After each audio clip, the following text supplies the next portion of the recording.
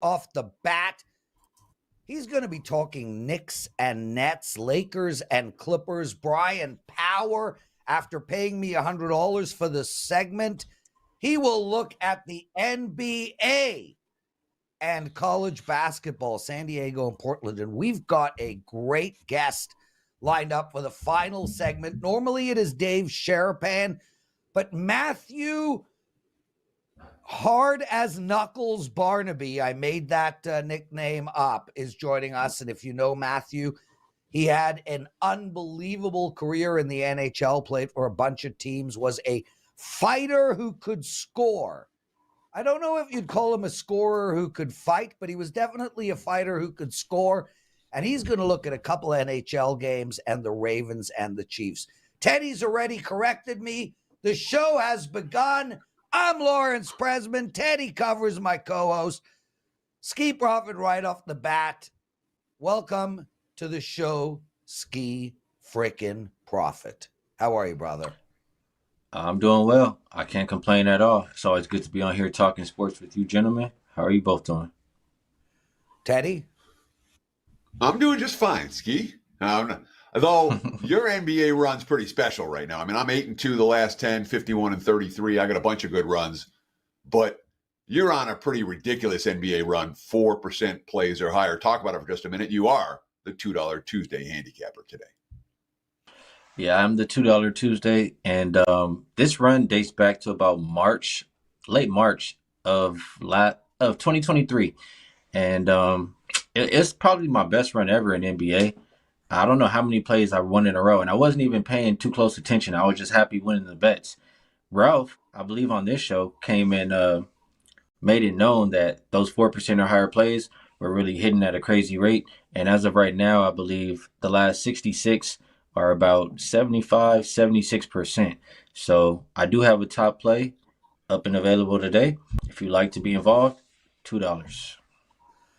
Skee Profits, I've been corrected by Teddy already this show.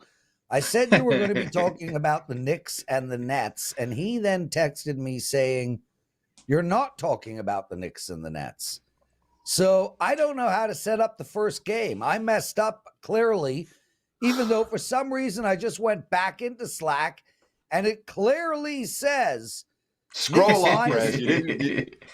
Just look down a little bit, and you'll see exactly what we're talking about. I'll introduce the game. Skee, let's talk about the Jazz and the Pelicans. Right now, look at the WagerTalk live odds screen. I'm seeing New Orleans minus 6.5 total in the 239.5 range. You're going to talk about the side on the show today. Tell me, what do you like for the Jazz and the Pelicans? Well, first, I have to mention a little bit about the Pelican side. And they do have the rest advantage here, 3 days compared to 2. And when you have a big rest like that in the schedule, it's not too many times throughout the 82 games that you get 3 days off.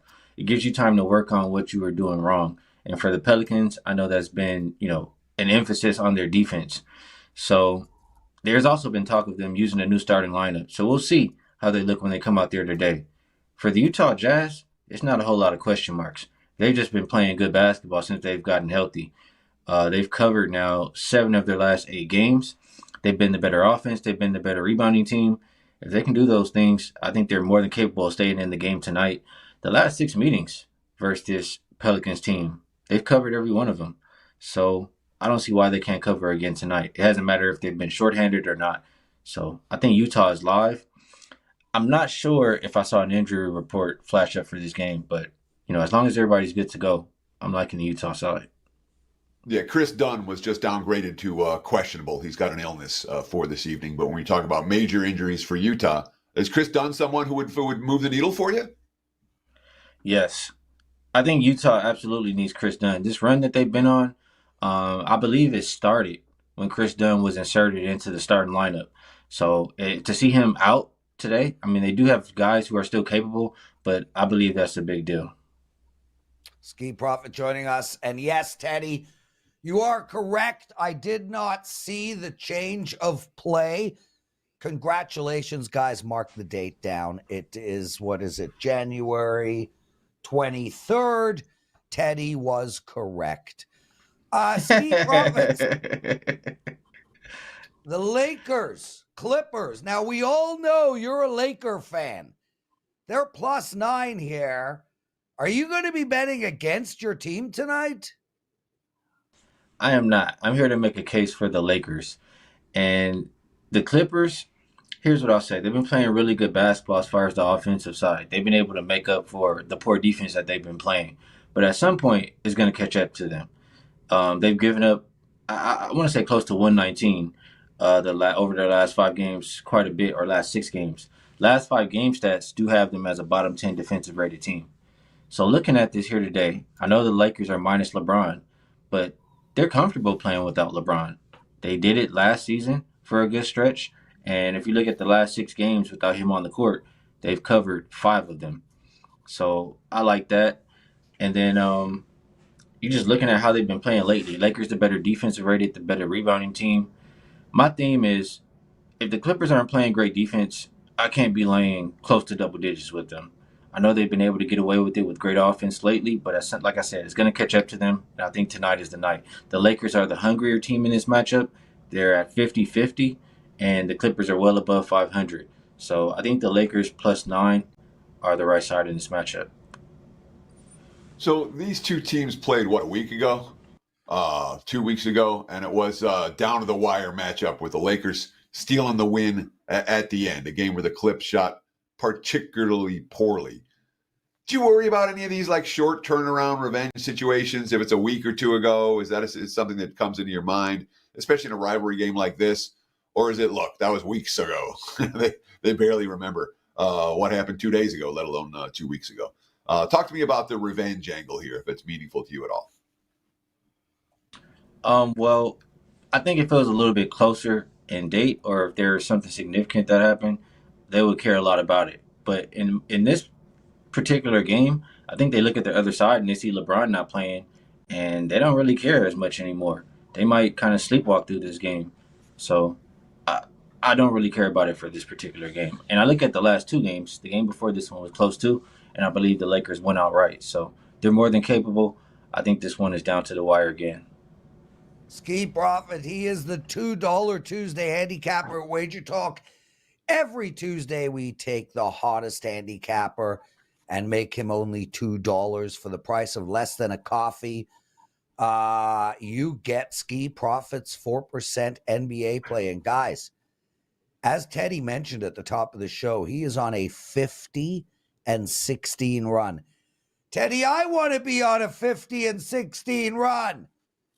Well done, Skee Profit. That's outstanding stuff. Congratulations. Guys, head over to WagerTalk. No coupon code required. Grab Skee's 4% play for only $2. Is there anything else you want to promote, my friend? No, you guys have done a wonderful job promoting me, so I appreciate you guys. Thanks for having me on, and good luck to everybody watching. Awesome stuff. Skee Profit, everyone. Bryan Power still to come, and Matthew Barnaby as well. Teddy's big game breakdown, which will be on the Knicks-Nets game. Teddy, before we get into what did bettors learn, I got to tell you a quick story. One that I think you're going to, I'm curious what your thoughts are. So as you know, I mentioned it 100 times yesterday. I went 12-2 over Saturday and Sunday. And the reason I'm saying that again is because I woke up on Saturday morning before any of the plays had gone off. And you know when somebody buys a season? So somebody had purchased a year, the whole year subscription from the Prez. And that person decided a month in to move his subscription to Ben Burns. So I woke up in the morning, I checked my sales, and I had a refund move. So a guy went from me to Ben Burns. I thought to myself, oh, I'm going to have a monster day today. And I did. Then yesterday morning, I wake up and another guy switched from someone else to me. And I went, oh God, I'm losing today. And I went 1-2. Do you ever think that way? Or No. am I just being an idiot? You're just being an idiot. Do you think that someone that so explain to me show me the dots that connect the dots for me here. Okay. In your head, you asked me a question and I'll explain it. Okay. As how does your opinion? You asked me to ask you a question. You'll explain it. Here's the question: how does somebody else's actions affect somebody else who's buying plays affect the results on the ice? Okay. Well, I don't want to get into a whole conversation about religion, but Jesus went on the cross to take the sins for all of future mankind. How does his behavior affect the future? I'm a devoutly religious man. You know that. Bryan Power knows that. Everybody knows that. My religion is the religion of irony. So assuming that there is an omnipotent one above, when that man moved from me to Ben, irony kicked in. So I can't explain how Moses parted the Red Sea. I can't explain how Jesus was resurrected.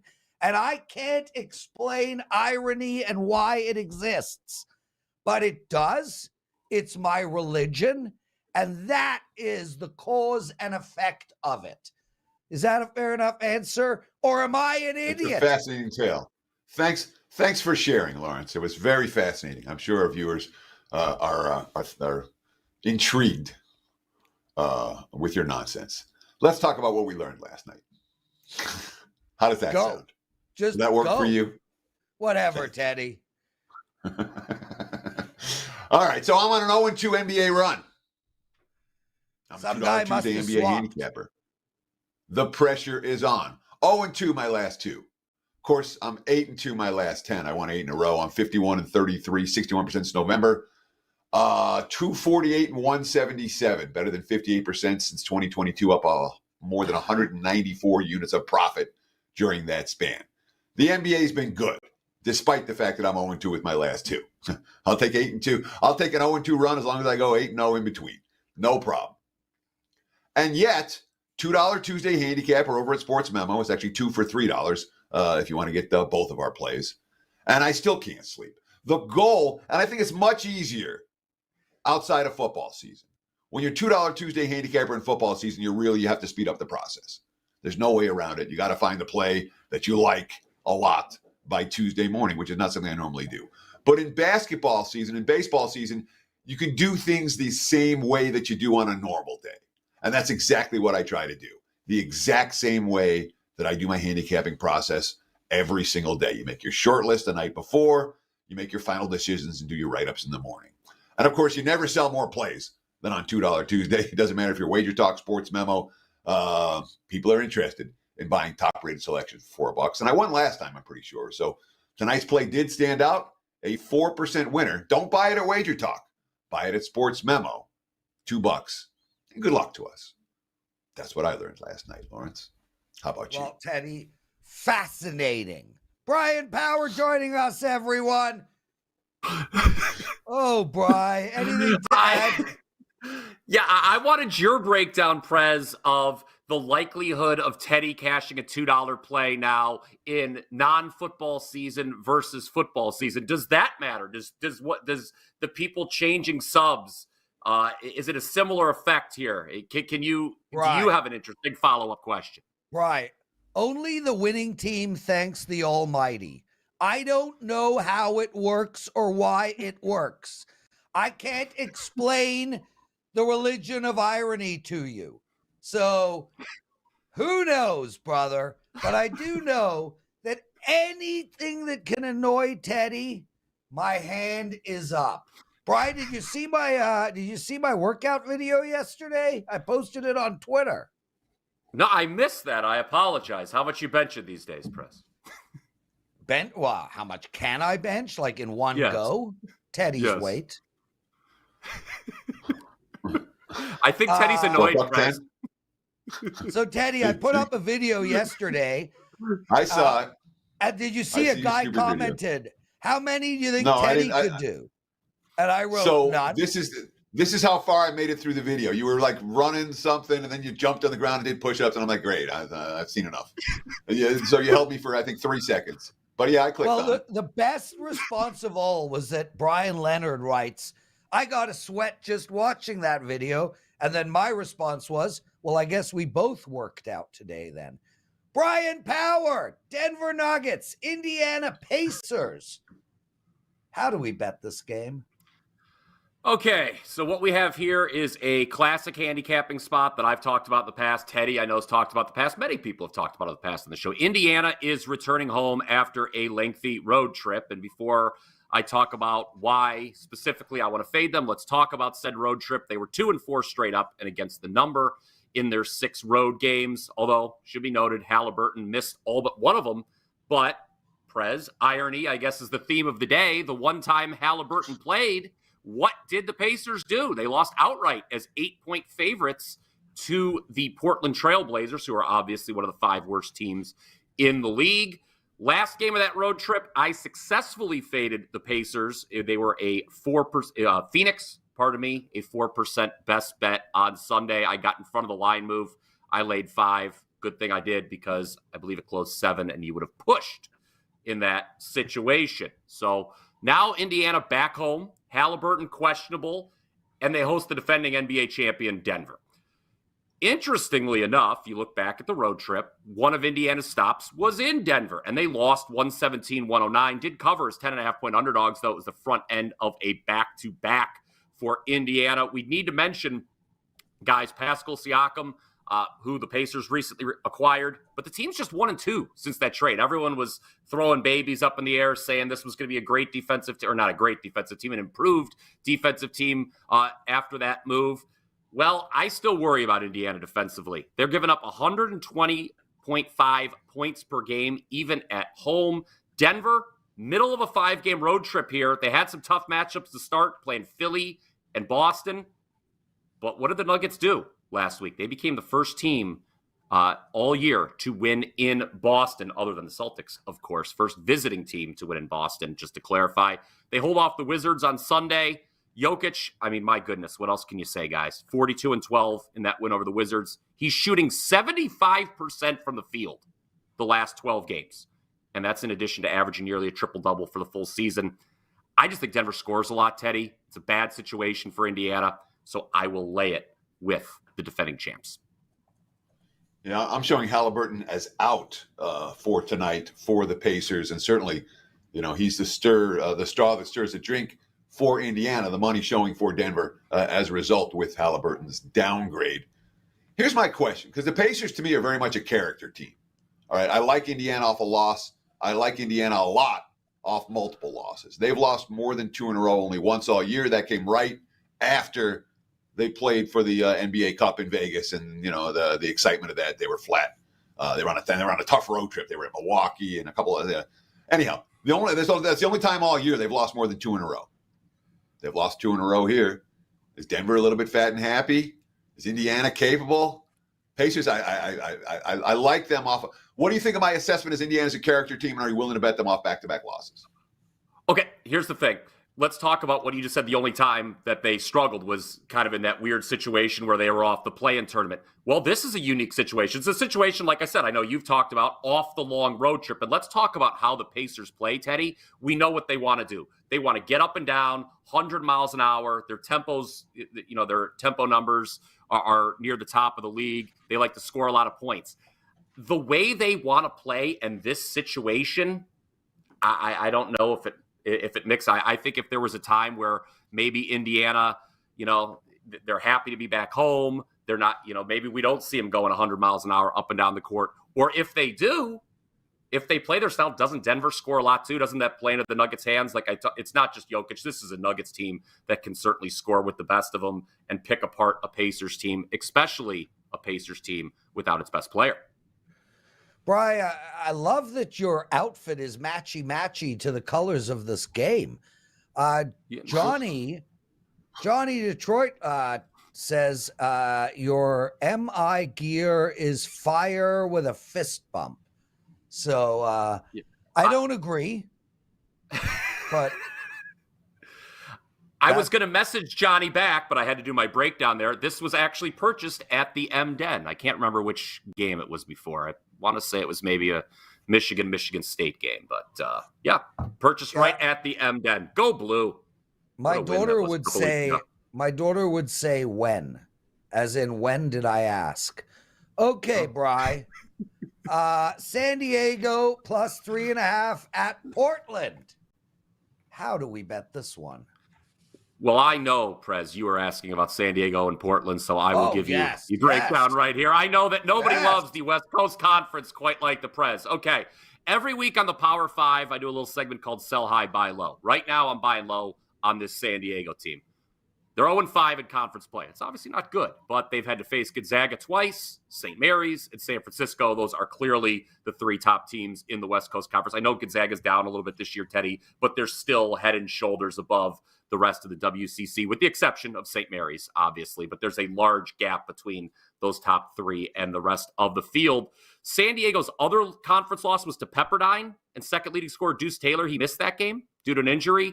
He's been limited to just 40 minutes total, Taylor, the last two games. And he has finished a combined 1 of 12 from the field, which is not good. But he's not seeing him on the injury report tonight. I'm expecting him to play.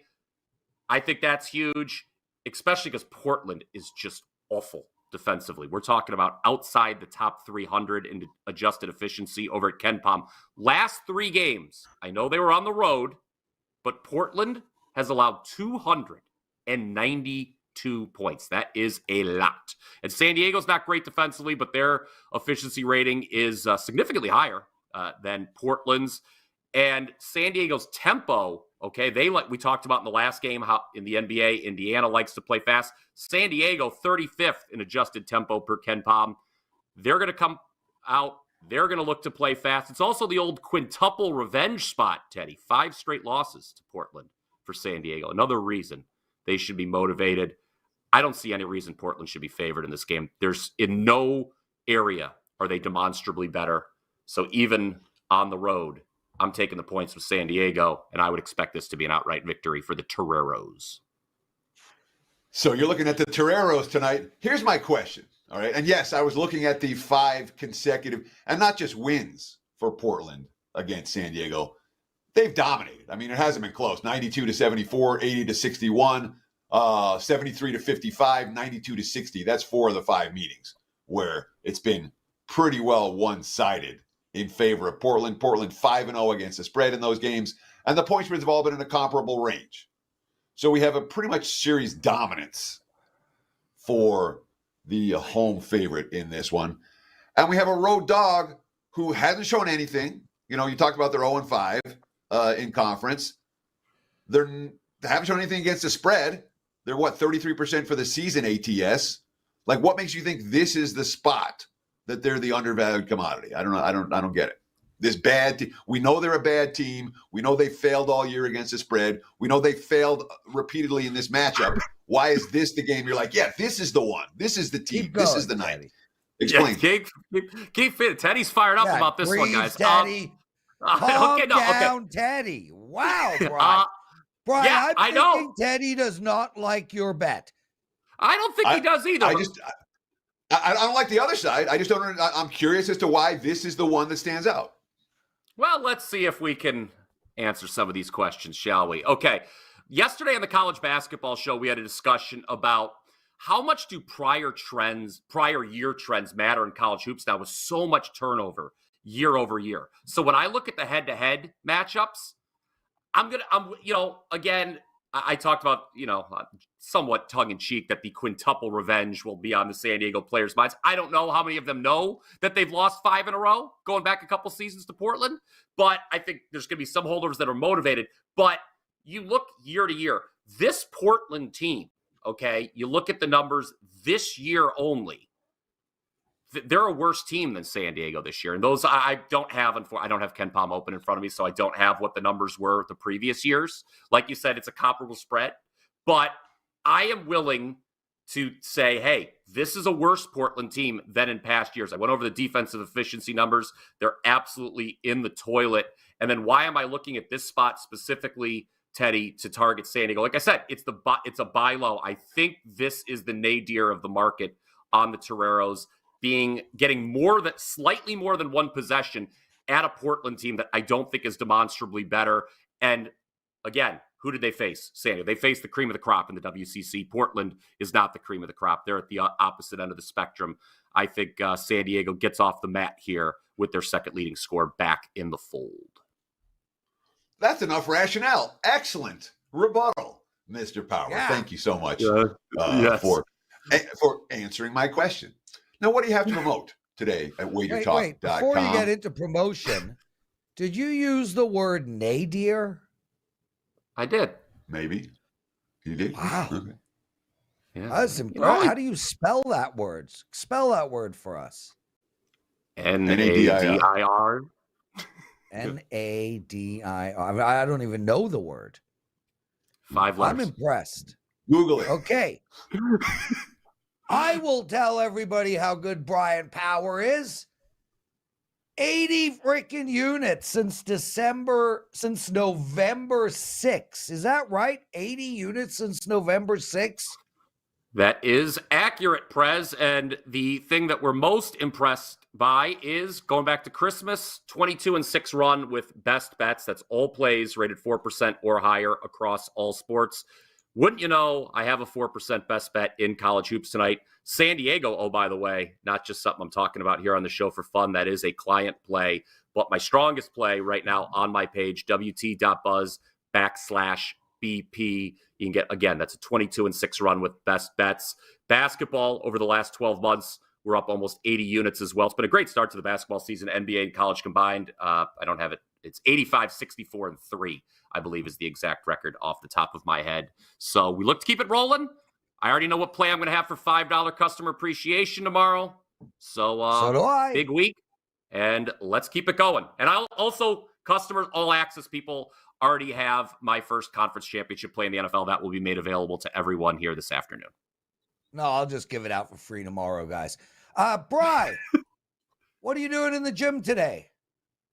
What am I doing in the gym? Just pretending to get in shape, Prez. That's all. Just Okay. burning off some stress, thinking about games. I'll waste an hour on, the treadmill or something and then go eat Taco Bell and start all over Guys, again. Bryan does work out, so don't listen to him. He's a healthy man in a tracksuit. Bryan Power, everybody. Thanks for joining us. Teddy frickin' covers. Matthew Barnaby still to go. If we get 125 likes, we'll have a daily presidential address. A reminder to everybody, I am now doing a penalty box segment where I give you my favorite side, my favorite total, and my favorite underdog of the day. Yesterday, we went 2-1 on that video. Cash the underdog. It should be up around 4 p.m. Eastern on our channel today. Make sure to check that out. My brother, what is your big game breakdown? Let's talk about a big rivalry in New York City. The Knicks and the Nets NBA action for Tuesday night. Right now, look at the WagerTalk live odds screen. Mostly 4s for the Knicks, -4. There are some 4.5s out there. There is a prominent 3.5 out there with the Knicks as well. Total sitting in the 222.5/223 range as we speak. And look, one of my biggest weaknesses as a handicapper is sometimes I overthink things. I'm not overthinking this. This is a tale of two teams headed in opposite directions right now. The Knicks made the trade, got OJ Anunoby, and all they've done is go 9-2 straight up, 8-3 against the spread. They've won 7 of those games by double-digit margins. You read the quotes coming out of that locker room. Here's Jalen Brunson, quote, "We're flowing out there. I think the chemistry is just unexplainable. We're able to flow and feed off each other, just trying to make plays while still being aggressive. We're in a groove. We got to keep doing what we've been doing, keep giving each other confidence, and keep moving forward." That's a bet-on quote. This is a hungry, surging team. And they've dominated Brooklyn. They won each of the last 3 meetings against the Nets. The Nets won 9 in a row in this series when Kevin Durant was there. The Knicks have won each of the last 3, all by 18 points or more. And of course, the Nets are 4-15 straight up their last 19, 3-15-1 against the spread. They've been a point spread disaster area. On their last road trip, they're coming home off a road trip with bet against spot. What'd they do? They allowed the Clippers to close out a winnable game on a 22-0 run. That was the 3rd time in 4 games the Nets blew a double-digit lead. to lose. Yeah. Two teams in opposite directions. If I'm playing, I'm laying. Plain and simple. Give me the Knicks minus the 4. And there's your big game breakdown. Back to you, Lorenzo. Teddy, you know who won? Matthew frickin' Barnaby. I play hockey every Tuesday night, and I sit on the bench, and I think, man, I want to play hockey professionally, hang out with the guys on the road, hang out in the dressing room, fight people, scream at refs, get the sweat on. Jesus, Matthew, charmed frickin' career, my friend. How are you? Welcome to the show. I'm good. Thanks for having me, boys. I got to come on a little bit more often. While I'm here, my son plays hockey in Finland, and he just scored while I was waiting in the lobby for you guys. So I got to come more often. This is falling everywhere, but thanks for having me on, boys. Matthew, does he have a shot? He's not going to play in the NHL, but he plays professionally in Finland, and he'll probably move around over there. There are a lot of great places to play, but no, he won't be an NHL player. Well, that's okay. You know who else won't be? 99.999999% of all human beings. Man, you got it. Listen, we're going to talk betting, and guys, Matthew's a really astute bettor. But a couple of questions. Firstly, how bad do you miss it? Like, I don't think I like. It's one of those things where it's like, if you've had Charlize Theron once, that might be worse than having her never. I would agree with that. Yeah, that would be a tough one. I'd even throw Margot Robbie, Megan Fox, a few other ones in there that if you had them once, it would probably be worse than not having them at all. Do I miss it? I don't miss the regular season because of the role that I played and having to fight and the fear that goes in with that. I miss the adulation of the fans and just the competition every single day. But when it gets to playoffs, man, there's nothing sadder than being a retired athlete and not being able to be a part of it. It's really tough. But now I watch from afar. I get to watch my son, and now I get to gamble on it. That's probably the next best thing. Teddy's going to jump in. I'll ask one. I was going to throw my question to Teddy, but we didn't have time there, Theodore. Let's. What? I was just asking. I Okay. said go. Matthew, I was just asking when you wanted Teddy me to. and I argue the whole show. I'd actually like desperately to get into a fisticuff with him, but I got Barnaby on my team. He would. Hey, pass I'll lay out. odds. I'll lay odds. Yeah. We'll have a line for it. Yeah, I'll bring in Laboutier. Do you remember him, Matthew? I don't think he got close. I think he played a few days. Anyway, Matthew, you're a bettor. And what I want to know is when you're looking at, and you could talk all sports, but NHL, as that's your profession, what are you looking for when making a bet? Yeah, and NHL is so much different than football if we just take the NFL because those guys play. The only difference, big thing for me is back-to-backs. Obviously, when teams are playing well, the confidence is at a whole new level. And, when you're winning one, losing one, going back and forth, you just don't see that consistency. So consistency from teams, travel. How far are they traveling when they are on a back-to-back? I think those are all important. Obviously, the team, who you think has the better team, but usually the line reflects that. So it's trying to find, the travel, the team. Special teams are really, really important because I think special teams in hockey play such a major role in probably 75% of the games. And if you have a better penalty kill, a better power play than the team you're playing, I probably don't put as much into the back-to-back because we know it's a penalty-driven league and they want the stars to score. And special teams are just such a huge, important when evaluating teams and who you think are going to win. So I'm very interested in I'll call it your superhero origin story. All right. You're a guy who played hockey. Did you bet when you were playing hockey, or was betting something that you started to do after you retired?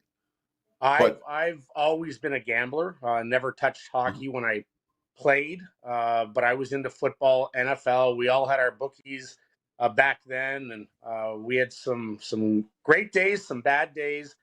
I've always been a poker player since I've been a kid. I learned how to play poker with my family, and it's probably my number one thing that I love to do, is play poker. Betting NFL is probably number two, then followed by college football and then hockey. So March Madness is always a fun one, and I look to you guys. I listen to all your stuff, but certainly NFL and gambling has always been in my DNA and always will be. Matthew, we're going to talk 3 games. Before we get into that, walking into a poker room and seeing 7 professional athletes waiting for me, I go back to Charlize Theron there. Is there any chance you can invite me to one of your professional athlete poker games? I don't care what the stakes are. I'm desperate to play against you guys. I would love to, and I'm actually working on something right now with a couple different companies to bring a bunch of athletes in, not only hockey players and poker players out there, and do something along that way. We've done some celebrity stuff with Daniel Negreanu over the years and played with him, and Vanessa Russo, so many great players. And the difference between it's like anything, being good in gambling, being good at sports, and being great. It's such a fine line, but man, I would love to. I would love to take your money. That would be a pleasure. So I live in Las Vegas, and Las Vegas likes professional athletes who love to gamble. All right, we like them a lot. Yes. Many pro athletes who bet, I'll just call them losing bettors. What's your experience when it comes to gambling with other professional athletes? Are they marks? Do you take all their money? Are they suckers? Are there guys who are actually good at betting, who understand nuances and that sort of thing when it comes to talk to me about your colleagues or your former colleagues? Listen, there's some great ones out there, some really, really good ones, and I'll just use poker as the analogy. And then there's some ones that just have drinks and have a lot of money to throw around, and they're awful. They don't study the markets, they don't study the teams, they just really fly by the seat of their ass, to be honest. And there's some bad ones, but there are some good ones out there, and some really good poker players. So for the most part, I feel confident when I go into a game. And this is when I played on the plane, and we had some massive poker games when I played with the Pittsburgh Penguins, with the Buffalo Sabres, some big ones, and there were some bad players with a lot of money. So I think, like in anything, there's a lot more bad ones than there are great ones. And like Daniel Negreanu says, if you're the 8th best poker player in the world and you sit down with the best 7, well, you're the mark. And it's the same thing in everything. You always want to be the best player. I'd much rather play in a smaller stakes game and be the best player there than a higher stakes game and be the worst player there, because you're going to make a lot of money. Matthew Barnaby joining us, everyone. Matthew, we got 3 games we're going to discuss today: the Vegas game, the Oiler game, and the Ravens and the Chiefs. But what I want to start off with is the Oiler game. Especially from a professional athlete, you spoke about back-to-backs not meaning much. People put too much weight into betting against a team in a back-to-back situation. This game fascinates me, and I'm telling everybody right now, I am personally betting Columbus plus 210 in the first period. So my question to you, Matthew, is here we have an Oiler team that is 4 wins away from setting the all-time record of wins in a row. They just took the record for Canadian teams, which I find an irrelevant record. Why don't you just pick teams from Manitoba? But anyway, they have 4 to go. They've played incredible hockey. Now they play the 3rd worst team in the NHL, 4th worst team in the NHL at home. This feels like a monster letdown spot to me. If they're going to lose on this winning streak, irony again, it's going to be to a shit team at home, unexpected. I think Columbus comes out flying in the first period. I think the Edmonton Oilers have a letdown.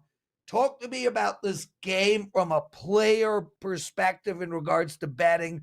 with all this hype and emotion surrounding this Oiler win streak?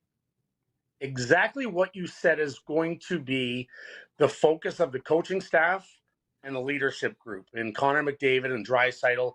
This is a trap game, and I'm not with you on this one. I'm with Edmonton, and I'm on the puck line because I just think they're the better team. You look at the last 10 games, power plays clicking at about 33, 34%, penalty kills at like 88%. And those things I just think are too much for Columbus to overcome. It is a trap game, but I really believe in confidence where Connor McDavid is right now after the sluggish start that he had, the way that Edmonton was at the start of the year. This is a time for them just to keep on building on it. Their special teams to keep on improving and keep up to the level that they're at. But they're also feeling like we want that record. And this should be a roll game for us and also a point night. So I think exactly what you said is going to be the focus of that team going into the game. And for that reason, I like Edmonton. Let's shift our focus and talk a little NFL for Sunday. Obviously, NFL is on center stage all the time in the American sports betting world. Look at the WagerTalk live odds screen right now. What do we have? Baltimore minus 3.5, total 44 against Kansas City. Looked like that line was going to 3. The market said, nuh-uh-uh.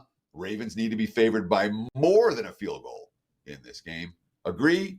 Disagree? Break it down for me, Matthew Barnaby. I literally think that's a perfect line because KC, we know where they've been. We know the competitive nature of Mahomes and when he's doubted what he can do. Kansas City had a massive win, and that line was probably exactly where it should have been in Buffalo. I had KC over Buffalo, even though they were on the road. Had Detroit, and I lost the first 2 games on Saturday. So I was 2-2 this weekend. I made units because I bet harder on KC, which I thought was the better team than Buffalo with the injuries that they had. Going to this game, if it's 3, I pound Baltimore. Now I'm just on Baltimore. And again, Matthew just scored again. So we might have to do like a 3-hour talk here. You guys are slump busters. I can see it out of the corner of my eye. Kansas City, straight up, the end of the year was very good. Against the spread, very good. Baltimore's too good. I think Baltimore is just too good for KC. Simple. Their defense is better. KC's defense can be had. I know maybe Andrews hasn't played, I think, since November 11th. But the dual threat that Lamar Jackson is right now, he only threw for 152 yards, I think, last game. Runs for 100. 2 TDs on the ground, 2 through the air. I really just think they're a way, way better team. And when things get away from Kansas City in that defense, they can be had. And for that reason, I think the line is perfect. But I think at the end of the game, if they start running the ball, this could end up being a 10-point game in favor of Baltimore. I think they're that much better a team, but 3.5 is the correct line. Matthew Barnaby joining us, everybody. Matthew, before we get to your last game, where can people see you? Oh, Teddy, we'll get back to you. He has one more question. Matthew, where can people see you, find you? Tell us what's going on in your business life. Yeah, now it's a little crazy. A little regulations going on in Ontario. So I was with a company, but now I'm a free agent. Let's just put it that way. I've been traveling a lot lately with the family, and now I kind of start where do public speaking. And obviously, if you want to follow my bets and all that, go to Matt Barnaby 3636 on Twitter. And now I'm just going to be traveling. I'm going to Mike Keene's event, which is hockey. Now I got to start working. I got to get back into the grind and getting back on the ice. Do a Mario Lemieux fantasy camp, which is always a great time. So right now I'm just going to be getting into hockey mode, getting back to playing with NHL players, a lot of NHL players, but at a much slower pace, much slower pace. So, Matthew, before we let you go, I have a question to ask you as a former pro athlete. And to me, we talked already on the show about spots. It's a good spot for Columbus or it's a bad spot. I forget who Columbus was playing. But it's a bad spot here. We talk about all the time coming home off a long road trip. That first game back can be a bad spot. You talk about playing 3 games in 4 nights. That could be a bad spot. Yeah. Are there any spots that never get talked about that are real that you can share with us? Good spots, bad spots? Talk to me about that. Well, I really follow injuries are such a huge part, but everyone's playing hurt the longer you're going into the year. So knowing guys that have nagging injuries, I think, are huge.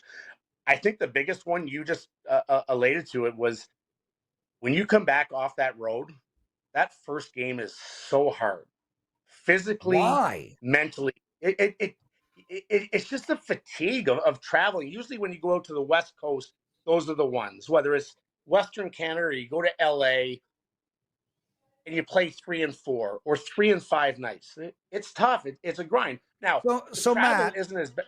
Yeah. So Matt, we got the Leafs tomorrow night at home off of a West Coast road trip, first game back playing Winnipeg. But they got home on late Sunday night, Monday morning. Does that matter? Again, Winnipeg's a good team. Does it matter? I just think like you try to do your best subconsciously when you play 82 games, you aren't going to play great all the time. So you look for those travel days when they come back. It's more of a subconscious thing. You just think you're going to be back home. You're just going to roll through. And I think that's what coaches try to find the best way nutritionally and when to come back. Do you stay the extra night? Do you fly through the night? All those things matter. But yeah, that's a game that I'd look at Winnipeg. And I think Toronto's a better team, but they aren't a superior team by so much that home ice matters that much. And home ice for a lot of teams, I love playing on the road. I absolutely love playing on the road. But I think the big one is coming back after a 3-4 game road trip. Those are tough games. Those are trap games more, in my opinion, than playing a week or two. Yeah. Yeah, and I understand why you love playing on the road. You were an aggressive lunatic fighter with Mike Pekka on your other side. I got to believe as a fighter, it's better to be booed than cheered. You would have made a great heel, Matthew Barnaby, that's for sure. So we got to go to the Vegas Knights game, but Rob Lynch, one of our listeners, asks, I need a Dominic Hasek story from Barnaby. Dominic was my favorite hockey player. Now, correct me if I'm wrong. Did I not just watch a Twitter where you gave no love to Dom? Was that you? No, I gave him some love, but a lot more hate. He is the best goaltender in my opinion. He is the best goaltender of all time, and I don't think it's even close.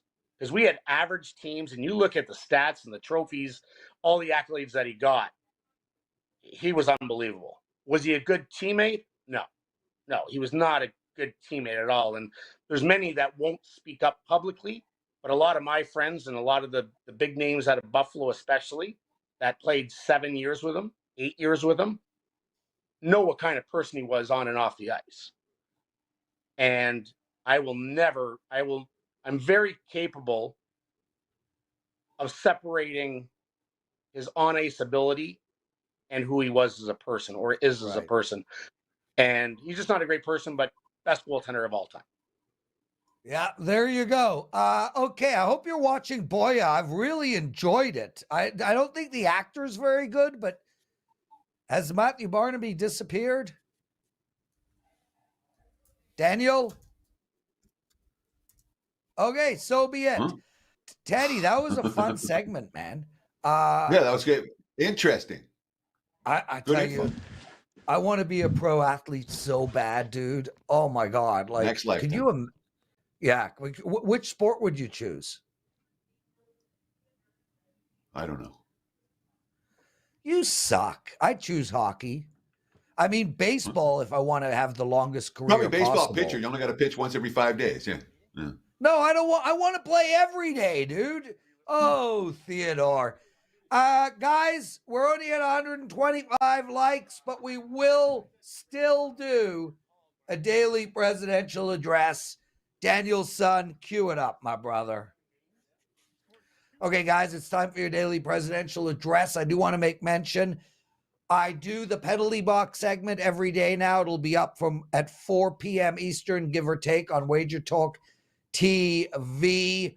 I give out a side, a total, and an underdog bet. Make sure to check that out. Also, I got a really big card tonight. I got 2 4% plays, and about 80% of my plays are 3%. So this is a big play. College basketball, I'm on a 5-0 run. I got a 4% play. NBA, I'm rolling as well. Got a 4% play. And most importantly, I have an NHL money line bet. I'm 22-8. 22-8 on the year in these bets. Okay, as you all heard on WagerTalk today, I like the Columbus Blue Jackets in the first period at plus 210. I think this Edmonton team has got to be emotionally drained. I think it's a letdown spot for them, and I think Columbus comes out flying. I also like the Minnesota Wild on the money line, and I like the over in the Detroit and Dallas Stars game. That's it for the show.